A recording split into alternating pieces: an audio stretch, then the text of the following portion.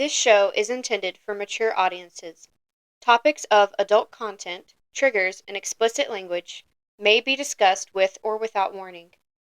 All thoughts and opinions belong to our hosts and do not reflect the original creator's own intentions. Spoilers for the book will be discussed, and while most discussion will revolve around the picked book, we do not guarantee there will be no spoiler warnings for other books or series. Listener discretion is advised.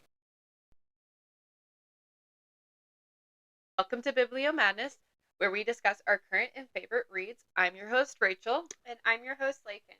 So, today's episode, we are diving into Natasha Pearson's The Haunting. For those of you on YouTube, I'm holding it up.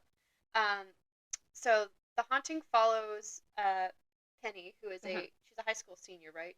I think Yes. so. And so, the premise of the story is last year at Halloween, her ex's father was their small town's serial killer. Yes. And he killed a bunch of her classmates. There was five. There were five deaths.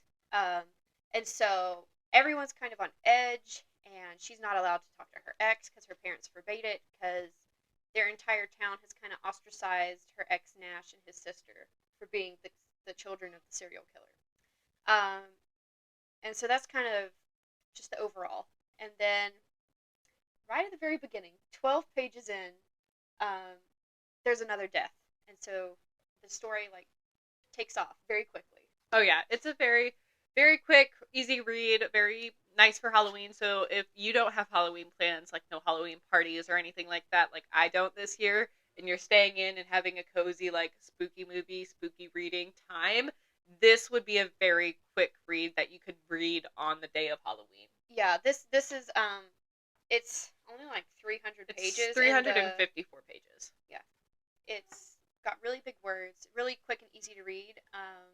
I could have read this in a day. Oh yeah, easily. It took me 2 days just because I have children. Yep. I think I got through 100 pages of that book just walking and reading because I'm crazy, and in my neighborhood I have the ability to walk in a circle. So I was just walking and reading my book out in the fall weather, which is really nice and cozy. And if you for those who can, if you have a sidewalk and it's not dangerous, or if you're in a slow neighborhood, or if you live in the country, just try walking and reading. I was listening to classical music with my headphones. Again, I know it's dangerous to walk and read, but my headphones have the ability to hear sounds around me while listening to music, so I could hear if a car was coming or if somebody was walking near me, even hearing the leaves fall down. Yeah. So having the ability to read and walk that book felt very atmospheric for that book, because in this book we're in the setting of the week of Halloween, basically. Yeah, it's very, very Halloween. It's the most Halloweeny book that we've read this month. I think it's very appropriate for the day we're releasing it, the day before Halloween. Yes, very, very appropriate for that. But yeah, and I was going to say something else. Oh yeah, so we immediately go back into, there's another murder. Yeah. And people are on edge. They're accusing her ex and his sister of it. People are, saying this is a copycat killer, that someone is trying to recreate the father's rampage because it happened on the same day that the first murder happened. Yeah, which is insane in itself. Yeah.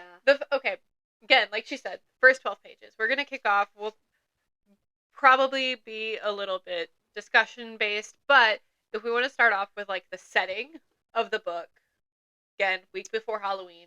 Yeah. The one problem I have, and it's not even a huge problem with the setting, is the town's name is never spoken. That's true. I didn't even think about that. I have no idea where this took place. I was imagining somewhere in a small town in New England. I don't know. It was very New England. Somewhere up north. My brain, for all those who've watched Pretty Little Liars, Gilmore Girls, and stuff like that, it's the setting for Stars Hollow and Pretty Little Liars, where it has that cozy town. Yeah, so that was my initial initial picturing of it, was that it's New England town, but later in the book she talks about all these massive cornfields and farms. So then it was kind of more Midwestern, through small the book. Town. Yeah. Small town. It's a very cozy, small, intimate town where everybody pretty much knows everybody across the board.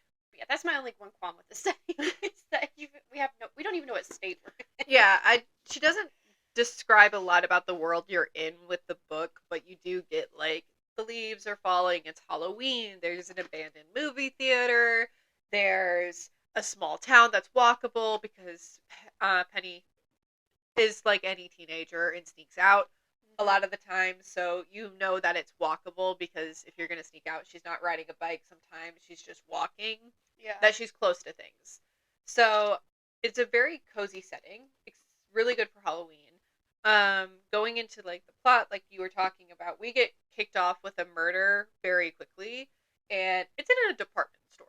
Yeah, like the costume clothing department store or whatever. Which I had so many questions, because when I started reading this book, I asked my coworker, because her husband is a firefighter, and I was like, how long would it take for a body to smell? Because they talked about it smelling. Yeah. Because they came in and they were like, oh, it smells kind of weird in here. Yeah. And I asked her, and she screamed in the living room because he was home, and she goes, hey, how long does it take for a body to smell? And he goes, what's the atmosphere? And I'm like, that fact that you can just yell into your living room and ask this question instead of having to Google it. My Google search history is so messed up. Already a problem. But she told me that it would take a day for the body to smell if it was not in any AC, and if it was in a, like, locked, secure place with, like, no movement of air, it would take a whole day. But for the department store, she said with AC in a big room, well, this wasn't her, this was her husband, big room and a lot of airflow, it would take 4 to 5 days.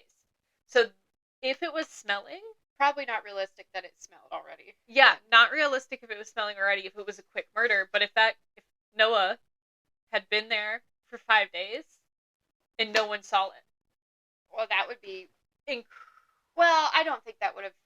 I think it's probably just a mess up on the writing then, because someone would have noticed that he was missing for 5 days. That's what I thought. So that was, like, little bit of unrealistic if you could smell it. Yeah. But maybe she was very close. Yeah. So maybe because she was very close, she could smell it. Yeah, she hit his arm. Poor Penny. The trauma she discovers, like, so this is not really spoilery. No. This is very much a slasher, and so there's lots of deaths in it. Yes. Poor Penny discovers, like, almost all of them. I think there's one in the book that she does not discover. Yes. And that's it. There's a lot of murder. This book, YA, first off, Natasha Preston, she's written 4 other books, so we are in a slasher series currently with The Haunting. It's not as gruesome or as disgusting as Holly by Stephen King, or any means by Stephen King's, like, writing style where it goes in depth to things. Yeah, the writing, it does feel kind of juvenile, which, again, it is a YA book, so it's not going to be, like, super intricate or super complex. It's very simple, very easy to read. I honestly kind of enjoyed that after reading Holly. It was very refreshing to just be like, I can just vibe with this book and not hate it. That's so funny. We didn't talk about our ratings for Holly for Stephen King. I enjoy it, but I enjoy Stephen King's writing. I did not enjoy it for the fact that it was the one thing I hate the most. When it comes to horror things, like, I don't like cannibalisticness. I don't like the process of people eating people. I don't even like the idea of, like, other people using us for cattle. That kind of is just, like, it grosses me out. But for this book, it was a very cozy read, and it was very enjoyable, but it was definitely a slasher. So if you're a Scream fan... Yeah, Scream, like, any of the big slashers. Yeah. Halloween, Scream... I don't even know. I don't watch that many slashers. There was a series on Netflix that was a slasher that we watched together with Ryan and Caleb. Fear Street, something like that. It was something like that. It was really like good. 1980s, and then it went like 3 movies on Netflix, but like slashery. There is a movie. I think it's on Hulu or Netflix. It's called Someone Is Inside Your House, and it is like this book in a movie. Like that, it has the whole vibe of it, of a group of friends, like close group of friends. There's a killer, no one knows who it is, but there's like all of their classmates, and people are turning up dead for no reason. Jeez. It's a really good movie. I'd highly recommend it if you like this book. Yeah. If you don't like slashers, If you don't like slashers, If this might you not be for you. hate Scream, you don't like that plot line, not a book for you. Yeah. It's not paranormal. It's not like, it's more of a Scooby-Doo whodunit slasher. Yeah, they're trying to figure out who the killer is, and Penny is trying to prove her ex's innocence throughout the whole thing, and she kind of gets back with him off and on here and there. So, what I was going to say, there's a train of thought that just it happens to me all of the time. Of my head. So, oh yeah, so classic slashery feels. Some of the choices Penny makes, as you have to do in any classic horror movie, are incredibly stupid. Yes. Yes. As much as I enjoyed the book, Penny is very much a teenager. She is very much the naive teenage heroine in a slasher. Yeah. She goes off like multiple times while there is a serial killer on the loose by herself in the dark.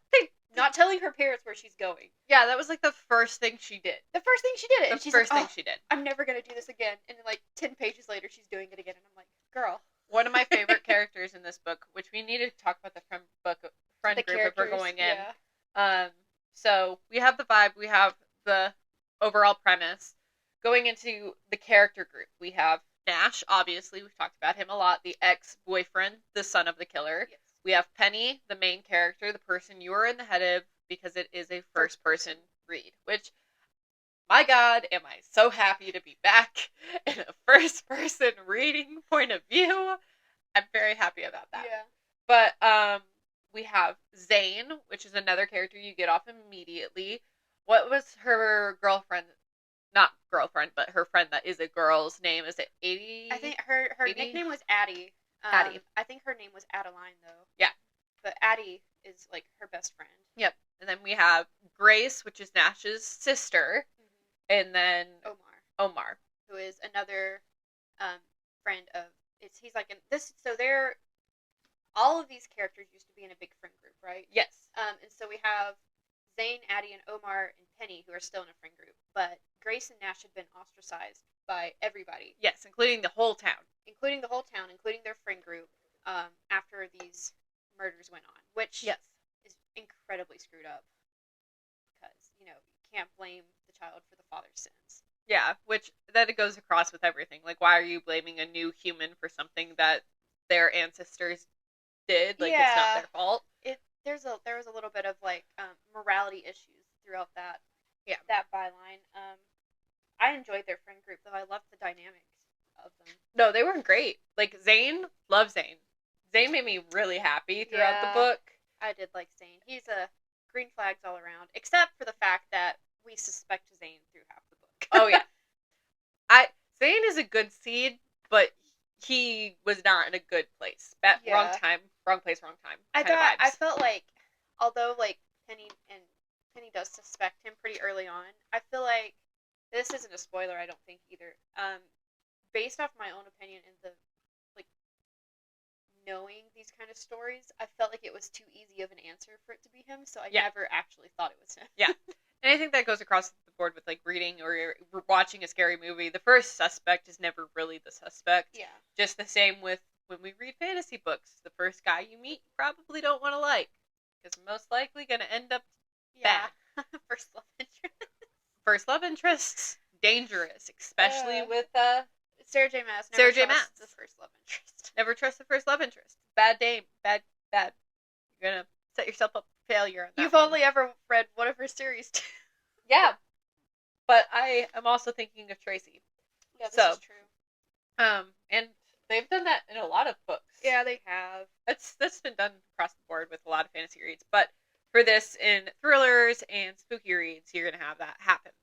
But we're going to put big spoilers at the end. So warning now, we will warn you when we're doing spoilers. But we're going to just talk about the general story and then give the big plot twist spoil at the end. So, going over, we have immediate death, first 10 pages, maybe 12. We have Noah's dead, serial killer on the loose. They're trying to figure out what the heck's going. Penny is paranoid the whole time that the father of Nash, got released. Yeah, she thinks... Or escaped. At at the very beginning, after this murder goes on, she like sees someone that looks like him drive by in a truck, and she's like immediately taken back, and she thinks he's been released, or Yeah. she's seeing someone like very, very similar to him, because she's trying to rationalize it, like, I know he's not been released because it would be everywhere, all over the Yes. news. Uh, but there's still this like level of paranoia throughout the entire book, and this haunting, which is the name, obviously, is she's just being haunted by last year. Yeah. I do think the sad thing though about this whole thing is that Halloween was completely ruined for her. Yes. And I mean, it was this like, throughout the entire book, she's trying to get back in the spirit of it after last year. Yeah. And it very quickly goes out the window. Like, very no quickly. Halloween this year again. Sorry. I will say that the thing I loved about the setting is that the whole town decorated for Halloween. And that is rare to find nowadays. Unless you're in, like, New York City, which they do a lot of decorations up in big cities.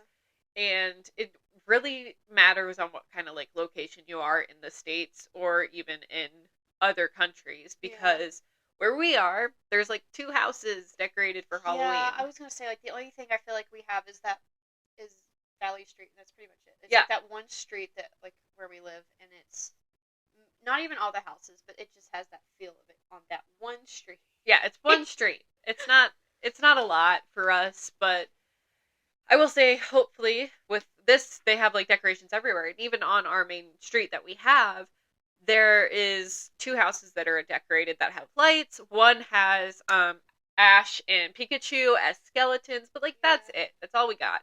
This book had decorations everywhere to the point that Penny was paranoid. Yeah, about them. The lawn decorations, like, as she's walking through town in the dark by herself without anyone knowing where she is, she's rightfully afraid of people, like, the killer hiding behind or in one of these decorations. Which happens a lot in the Scream movies. Freaked me out. Like, that was the most unsettling thing. When she was talking about, like, walking through that, I was like, oh, God. There's someone there. And I just knew it. Yep. Because why would you write about that? You haven't seen the It movies, have you? I will never watch the It movies. Okay. I'm sorry. So, while reading that part of the book, I was thinking of when they were in the haunted house, and it wasn't really haunted, but Penny was there where the well is, and they were upstairs with all, like, the mannequins that were covered with sheets. Mannequins are a no. Anytime there's, like, a creepy setting, and there's mannequins. They were, like, dolls and mannequins covered in sheets, and they were trying to, like, they were freaked out because they thought Pennywise was under one of the sheets.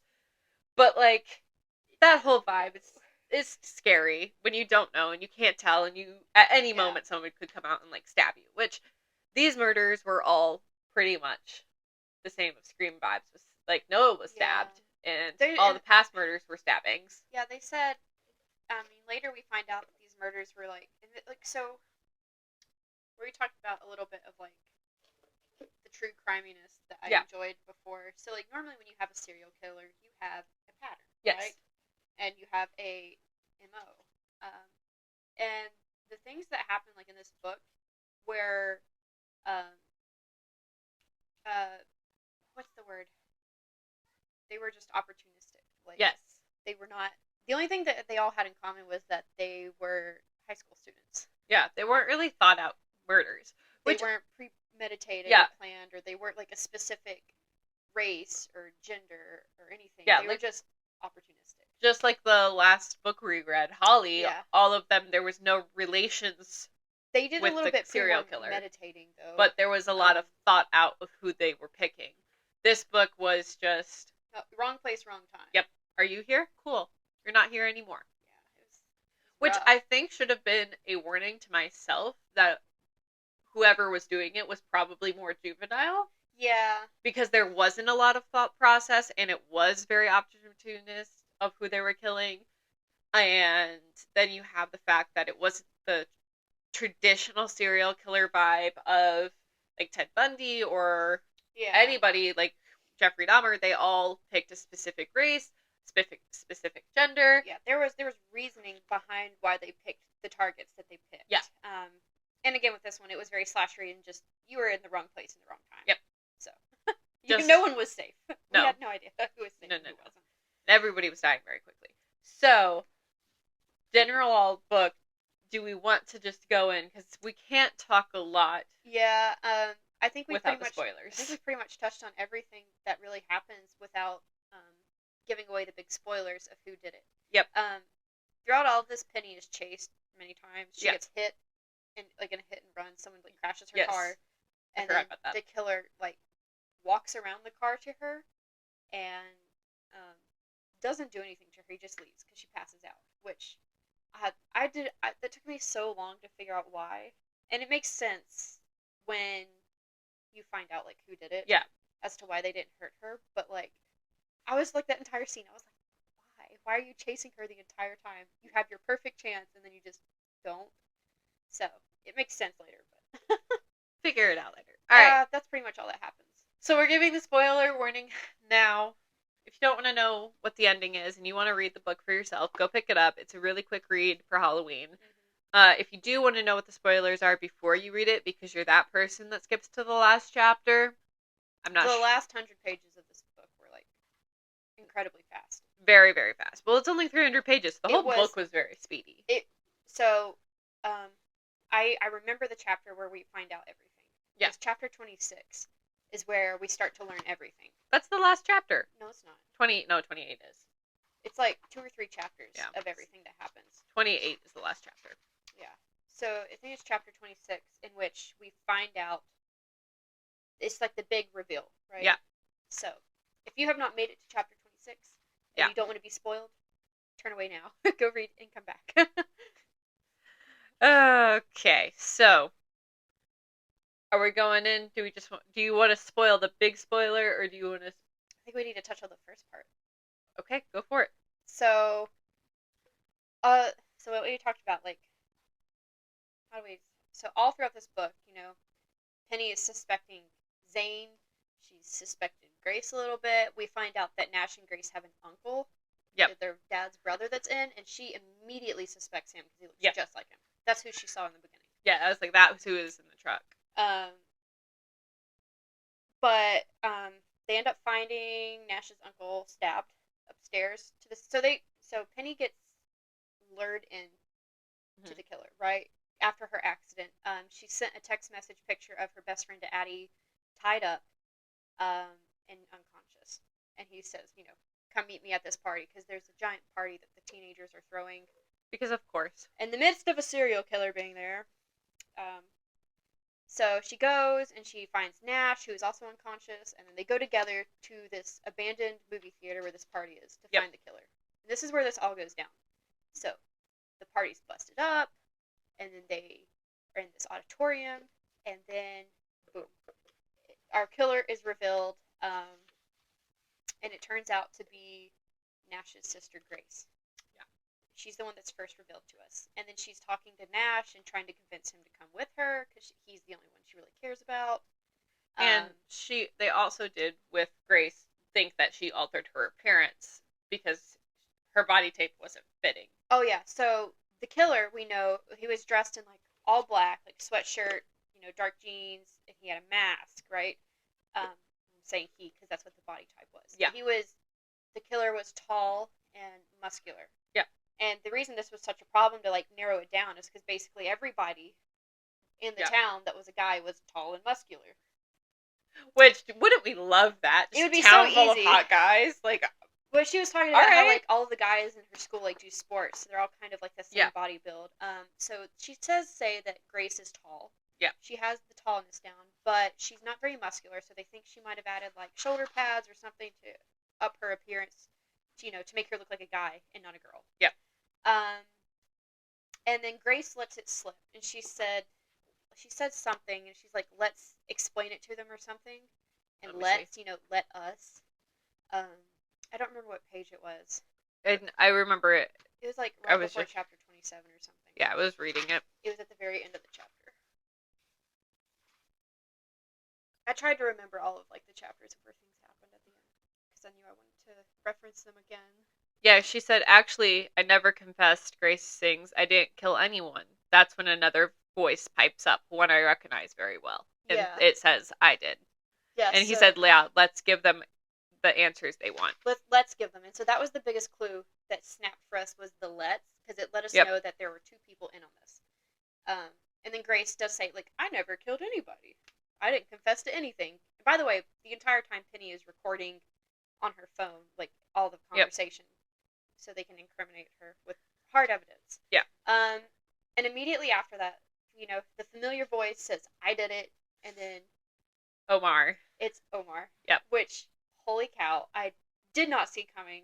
Threw me from the left field. I guess I just never, like, gave him, which is probably what everybody did, I never gave him the second, like, thought of him being the killer. Because he was the sarcastic, funny, witty friend that, like, you know.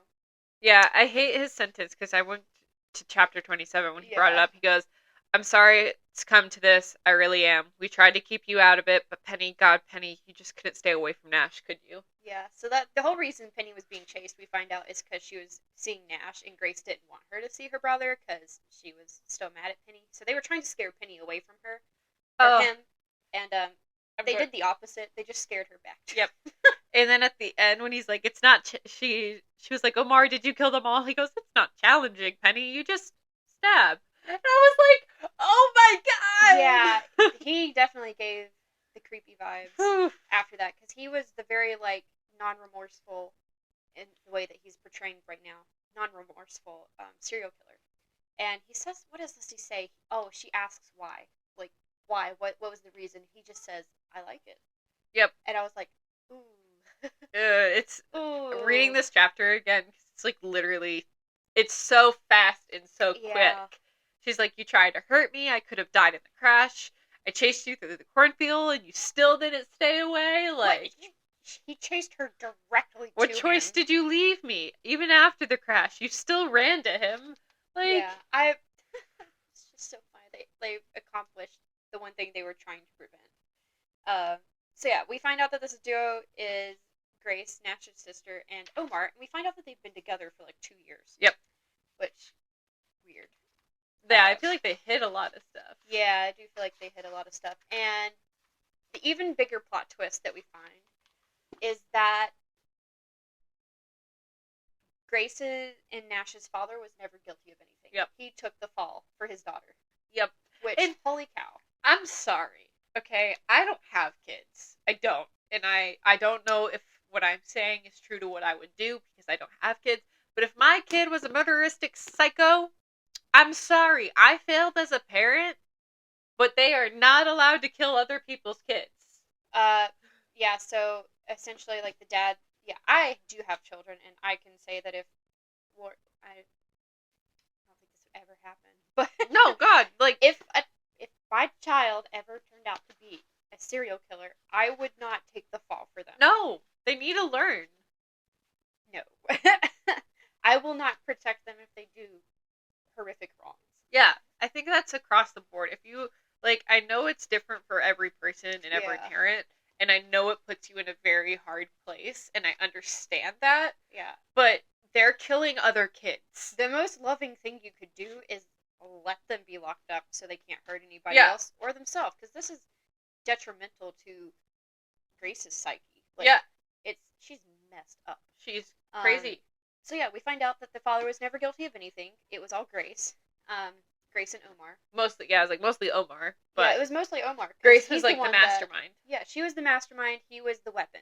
Yep. Which was really icky because she used him to, live out her really sick fantasies of killing people. Ugh. She's got some issues. A lot of things go down really fast. Grace orders him to kill everybody, and he does end up stabbing Addie. Yes. And Addie does die there, which is like, oh, it's so sad. Because that's the whole reason Penny went out in the first place, was to protect him. And then Nash gets stabbed too. He lives though. He's okay. I was like, Nash is fine. Zane though, at the end. The end of the book. Oh yeah. There's a cliffhanger-ish. That wasn't. It's at the end. Was it Zane that hit? Page 28. It's like literally the last page of the book, right? Yeah. Oh, I'm reading The Island. Yeah, don't read The Island. There is a bonus chapter in The Haunting if you don't know. It's a prologue for The Island. It's in there at the back. After acknowledgements. It's Zane. Yeah, so at the very, and through all of this, Omar is fiddling with something in his sweatshirt, which Yep. I immediately knew what was there. Yeah. Just like, I don't know, living in America, these messed up teenagers, and he's fiddling with something in his sweatshirt while he's still holding his knife. I was like, he has a gun. Yep. There's a gun in his sweatshirt. Yep. And so at the very end, Zane, kind of steps in because Nash is stabbed and bleeding on the ground. Addie's dead. Penny's like, Freaking out. freaking out. Oh, Omar also dies, by the way. Grace stabs him because she doesn't really care about him. Yep. A lot of people have been stabbed, killed. Like, it's so messed up for teenagers. Yeah. But also in that scene, there's also a cop car coming. Yeah, The Penny cops are called coming. the cops Yeah. a while ago, so they're on their way, and she tells them this, and they can start to hear the sirens. And this is when Grace freaks because she knows she's about to go down. So she starts advancing on Penny and Zane. Yes. Lunging after them with a knife. Zane gets to Omar's pocket, pulls out the gun, and the last thing we have, the last sentence, is just bang. Yep. Nothing else. That's the ending. We have no idea if he managed to hit Grace and saved everybody, or if he missed. The ending is very unclear. Yeah, I like to just think that he killed It's her. a cliffhanger for sure. I want to say that if this was a movie, which it would be a good slasher movie. It would be a good slasher. I'd enjoy watching it. Yeah, it would be very cozy. If the ending for me, what I saw was just Grace falling. Yeah. That's what I saw for my ending. Yeah, see, like I like the good guys win argument, okay? Yeah. So I do imagine that he stopped her. Even if he didn't kill her, that he at least dropped her. Yeah. Before the cops got there. Like, need her, like, shot her in the knee, shot her in like, something to get her to stop throwing her freaking knife around. Yeah, so, but it doesn't leave you with a clear ending. It just says bang, and that's it. Yeah. So it's up to determination. If you want a good ending or a bad ending, you get to make that choice. You want the villain to win, the villain wins. You want the good guys to win, the good guys win. Yeah, it was a very intense ending, though. Like, yeah, everything was very speedy. Like, I do want to appreciate Natasha's writing style. Her conversations are very, like, conversational. And a lot of times with books, sometimes that doesn't happen in thrillers, where you get a lot of in-between pauses of words of the person's thought process. Yes. Instead, this was literally just a back and forth conversation, and you didn't get time to try to think of how that person was feeling. Yeah, it was, like I said, the writing was juvenile, but that does not mean it's bad. Yeah. When I say juvenile, it just means it's geared towards a younger audience. Yeah. So it's not, like, as intricate or complex as we might think. But she did carry she had a good writing style for that. Yeah. And that I still enjoyed it. The conversation and the dynamics between the friend group and the town, like, everybody, the relationships flowed really well. Yeah. Definitely. And I also appreciate, I think this is a weird thing to appreciate for a YA, is that when they do text messages, they're actually in bubbles. I did like that it wasn't in quotation marks. They were actually, like, it looked like the text messages printed on the page. Yeah, like an actual, like, text message bubble with the name above the text. I appreciate that. I know it's really... I liked it too. I hate when text messages are... It's a weird problem to have because it's not in many books. Yeah. I don't like it when they're in just quotation marks. I don't either. Because you're not speaking. That's just quotation marks. Yeah, so I agree with that, because with Holly, she was always texting somebody. She just goes, oh, I'm going to text so-and-so this. Mm-hmm. But, like, you never knew if she sent it. You never, like, you just were like, oh, she sent a text message. She sent a text message. Like, I appreciate bubbles. I know that's a really weird thing for a writing style, it too. but if you got phones, you might as well just throw it in. And it also gives the reader, and this is also another thing, because the book I'm currently reading, I've showed Laken, and I was like, the words are tiny, and it's 707 pages. They're tiny. Like, you can't see them. We got a thick boy to read, and I don't even know how many words are in it. I should look that up. Like, I said that too. The word count. But the bubbles give a person a break from long paragraphs of reading. Mm-hmm. And even if you don't want to say it gives you a mind break, it does give a mind break. Yeah, it does. This was not a taxing book at all. If you are not a huge reader and you find, like, reading is a hard chore to get through, and you're still wanting to find something, like, if you want to get into spooky reads or anything, definitely recommend this book, because it is very easy to read. It's quick, fast-paced, it keeps you on your seat, you want to know more. It is not mind-numbing. No, and if you read a Stephen King book and you need something that's a quick and easy pickup, And it's highly suggest. it is weird to use this phrasing, I know, when talking about like slashers and teenagers dying. Not a light subject, but this was a light read. Yeah, I agree. Though, as compared to what we read before, this was a very light. It's like one of those light read. For me, this book was like when I read high fantasy and romantic high fantasy, and I'm like, I need a break. I pick up a Colleen Hoover because they're fast, they're easy, they're not hard to read. You can do it within like 3 hours. I read Ugly Love in 3 hours. This book is that, but a thriller version. It is an easy pickup. Read it in a day, put it back. Like, you're going to sit in a park and read this book and then just set it down and be done. If you need a palate cleanser, but you're still wanting something like this, then I would say this is the perfect book to read around Halloween. Yes. It was the perfect amount of Halloweeny and just like getting into the vibe of it. I enjoyed it. It was the right one to read when we did. So, to finish up the episode, we're going to just rate this book and then say our top pick out of the 3 that we have read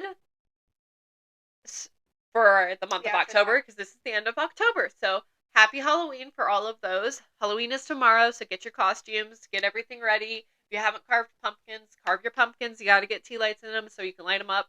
If you're like me, maybe get an electronic one because you're just scared that your house is going to burn down. But for me, The Haunting was a solid read. I would give it at least a 4-star for a thriller, for a chill read. I was debating between 3.5 and 4, but I think I will have to give it a 4 because I actually do want to reread this book. Yeah. And that makes it a 4 for me. I want to reread it and go back and see if I can pick up any clues that she left about who the killer was. Yes. Like, I want to see if I could have, hindsight 2020, I know, but I want to see if I could see the foreshadowing or hints of who the killer was. And I think I am going to want to pick up her other books, like The Lake, The Fear, The Island, and The Twin, and just maybe have a section on my bookshelf, which is already completely full, of these books. And I'm going book shopping later today, so I think that would be a good and another reason it's a 4 is I would recommend this to many people, not just a certain class of people. Like, I would recommend this book to anybody that wants spooky thriller. A thriller. Yeah, I agree. Definitely a 4-star. Comparing it to the other books of this month, I think we both have the same opinion. Yeah. Now, this is not anything against the other 2 books we read. I love both of the books in different ways. They were both adult. Yeah. Like, we had a full round group of book You types. did very well with our selections for this month. I have to give props to you. I did think it through. I was like, I need a brain. It was very good. Right. So we did do it was a very good reading book month. I'm not going to lie. So for me, my least favorite was The House in the Pines. Yeah. That's my least. Personally. So, yeah. I expected The Haunting to be my least favorite. Yeah, we both did. In all fairness. Yeah. I had forgotten what the synopsis was. I had forgotten this was a slasher. And if you look on the front of the freaking book, it looks like paranormal. It looks like a ghost book. So I had forgotten everything about what we had discussed with this book. And I was like, this book's going to scare the crap out of me. I'm not going to like it. That was not true. My least favorite book ended up being Holly. And that is not for what the book was. That is because... Well, it is a little bit for what the book was. Fair. So, I did this. Stephen King's writing, I did not enjoy. It was hard for me to get through personally. If you like his writing, everybody has different tastes. He just was not my cup of tea. And that coupled with what the content of the book was just... See, it was a no for me. For me, The House in the Pines was the hardest book to read out of the 3, personally. You told me about the point of view The point of view of the third person, how they wrote it, confused me beyond belief. So that was already hard. But I did not like the premise of the book as much. See, I really enjoyed it. As I did, like, Holly. Yeah. I liked it. It was fine. But, like, Hypnosis, it wasn't as spooky as I wanted. It was an entry spooky, but, like... Yeah, it was an entryway. It definitely wasn't really spooky. No. It's way more psychological. Yeah. But that's why I liked it. It's a psychological thriller, and it was good by all means. Like, it was a good premise, but I felt like I was reading homework. Honestly. And then you told me it was a thesis, and I was like, this makes a lot of sense. Well, yeah, it was, oh shoot, what's the word? I can't even remember. It's not the word wasn't thesis. I can't even remember what it's called though. Well, we'll remember it at some point. It was like it was for her master's degree. It was like her what she wrote for her master's that she turned it into a book. Yeah. Shoot, there it is. Oh yeah. Nope, it left. Okay. I don't know what I was saying. It's fine. So that book, I don't remember what I gave it initially. I would say for me it was like a 3. I think that's what you gave it the first time. It was a 3-star book. Yeah. Holly, I know it was your least favorite. I gave Holly like 2.5. I like Stephen King's reading. It's the only third person I can understand personally. It's mind-boggling. I picked it up, and for Stephen King, he is typically a big world builder. This world was already created, so going into it was really easy for me. I already knew the stuff about Holly. I knew her as a character. I think that's another thing that just made me not enjoy it, because I didn't understand any of the background, and he never explains these characters or incidents that he's referring to. Still have no idea who the characters he was talking about are. So, but for me, as a person who knew who all those things were, I felt like this book for Stephen King was very fast-paced because it immediately went into things. And it wasn't a basically whodunit. It's why they're doing it and are they going to get caught? Are they going to get caught? And I appreciated that aspect of the book. But being that it was mainly cannibalistic, I still would say it was like a 3.5-star book because it was not the topic that I enjoy the most. The only reason I gave it even a 2 or 2.5-star rating and not a 1 is because of the storyline and that it gripped me in. It was so his writing did what it was supposed to, and that's why I had to give it a fair rating for that. I don't know. I give it a 3.5. I don't like cannibalistic, but I was on edge and I was unnerved, and it does make me lose trust in some people. And I think for a scary book, that ticked enough things for me to be like, yeah, that was a good book. I didn't like it. I was disturbing. On the edge. It was disturbing. It was gross. But it was good, and it made me want to go back and read it. If I was so grossed out that I didn't want to read it, I would also say it was like a 1.5, 2-star. I'll never read this book again. Oh, so I won't read it again. I won't. I don't think I'll read it again. No, I would suggest it for those of Stephen King fans, but I would not want to read this book again because I don't. The way he wrote about food, it was like deliciously disgusting. Oh. And that is the best way I can say that. But The Haunting, for the vibes of Halloween, definitely a 4-star, definitely worth the read. Yeah, very easy, very spooky, very cozy, very comforting. Yeah, which I think both of us are cozy, comforting reads. Yeah, like I said, it's weird to use those words to talk about what like the content of the book is, but it's nostalgic almost in a way. If you like the classic horror and feel of Halloween, this book has it. I would definitely say if you want something out of the box, go pick up The House on the Pines. If you want something unnerving, go get Holly. If you want something cozy and comforting, but still scary and slashery, pick up The Haunting. Yes. Really depends on what kind of book you're wanting and what kind of feeling you're wanting. Because this, Holly, adrenaline rush, disturbing. God, I would never want that to happen to me. House in the Pines is making you quiz yourself and very think psychological and process things harder. And The Haunting is just, it's easy. Good old slasher. Good old slasher. All right. So that is it for the October reads. November is right around the corner. We're going to have a fun, more discussional podcast coming up next week. And then we're going to dive back into Tracy Wolf's world, starting off with Court in November. We're going back into the Crave series. And I'm so excited because I am ready back to go to more fantasy, supernatural, I am schoolish vibes for November. Very excited for that. And I'm also very excited to see where Grace ends up landing herself with the political book that is coming up. Because both me and Laken think Court is going to be a very political book because we're going into the courts of... Yeah. This is the 4th book into the series. So, like I said, when you typically have a long series, this is the point where you start to get really into the politics and world building. Yep. And I'm very excited to see what the world is outside of Catmere Academy, which I do have a present for you to give to you for that. What? Not yet. I have to wrap it up and make it pretty, but you're going to get it before. So everybody will be able to see the present on that episode. Okay. So I have an inkling of what it is, but probably. I'm excited. But It'll be fun. I'm very excited. So thank you all for listening and or watching if you are on YouTube. Don't forget to like, subscribe, follow if you're on one of the podcast platforms. Comment on our Instagram. That is where we do a lot of our connecting with a lot of people. It's where we Both of us are not great at social media. we're learning. Posting. We are very much so learning. It is very new to us in that aspect. I don't use social media personally very often at all. So that is where we're going to look for DMs, for book recommendations, or anything like that. So get excited also for November, the most anticipated book of the entire year, the thing that has created midnight releases since Harry Potter has come out, Iron Flame. We have some very, very exciting things going on in November, so if you're not following our Instagram, go make sure to do that, because we're going to have a lot of stuff coming out in November. November is going to be a very exciting month for reading, and I am probably going to be preoccupied for 48 hours for Iron Flame.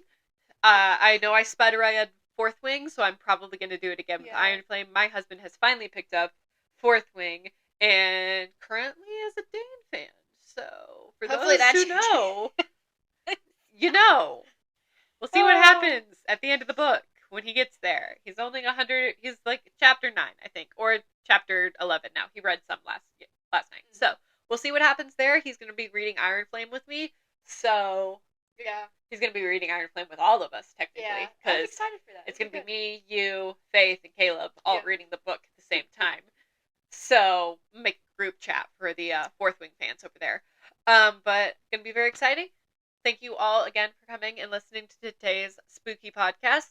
Have a great Halloween, and we'll see you next week. Bye.